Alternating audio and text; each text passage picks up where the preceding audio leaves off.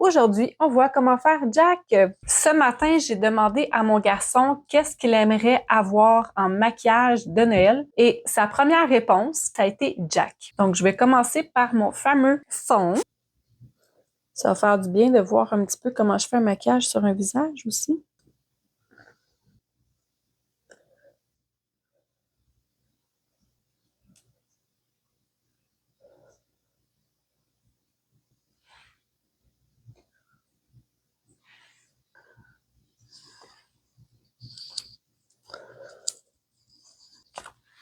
Des petits flocons de neige.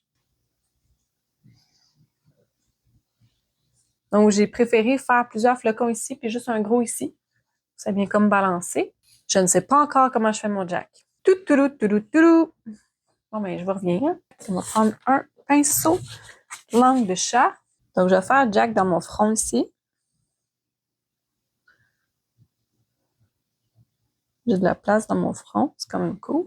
Si je tourne ma tête là-bas, c'est parce que, l'image est là-bas, parce que j'ai jamais dessiné Jack, je pense.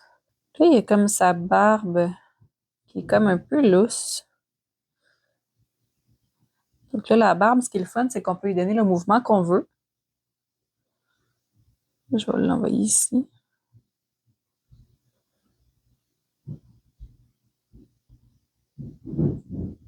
Simplement, petit step-là comme ça. De son chapeau. Tiens, ici, j'ai pas de flocon, donc je vais envoyer son chapeau par ici. Là, le pompon, mettons, qui va être ici. Et là, pendant que j'ai mon blanc dans les mains, je vais déjà aller faire mes décorations. Mes décorations qui vont s'inspirer un peu de l'univers de Tim Burton. Donc, je vais le faire un petit peu plus saccadé et zigzagué. Ça va être un peu différent. Petit effet de glace ici.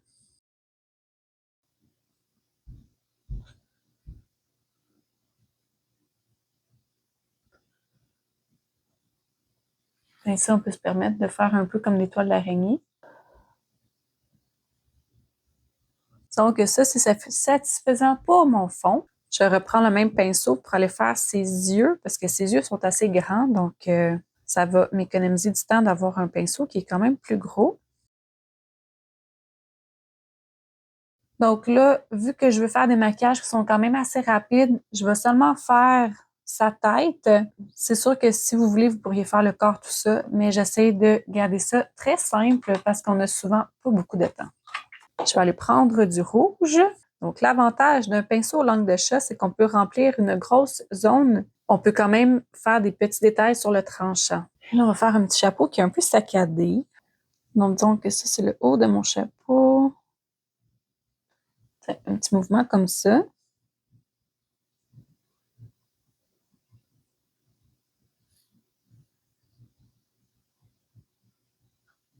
Je vais aller préciser ma forme un petit peu.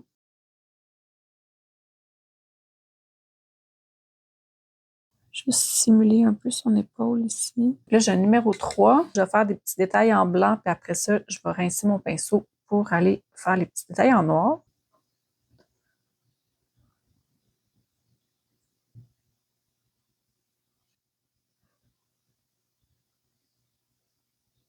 Donner un petit effet plus de poils.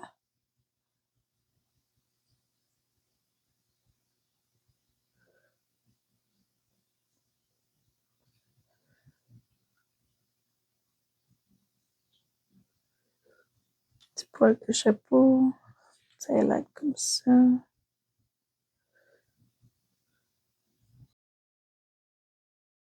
Donc, ici, j'ai fait un petit peu toile d'araignée, mais sans que ça soit trop évident non plus. Et on va terminer en noir. Donc, son petit nez.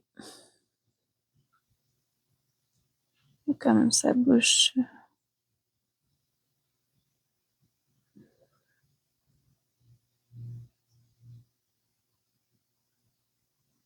Tout petit!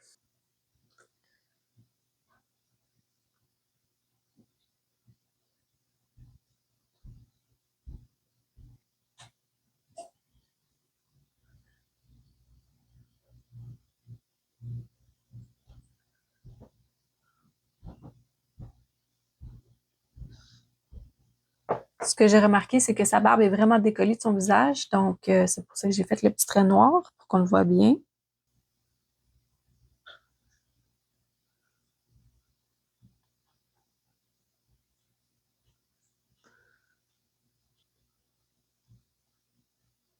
Il faut mettre des brillants, évidemment. Bon, un petit peu de brillant sur son chapeau comme ça. Et ici...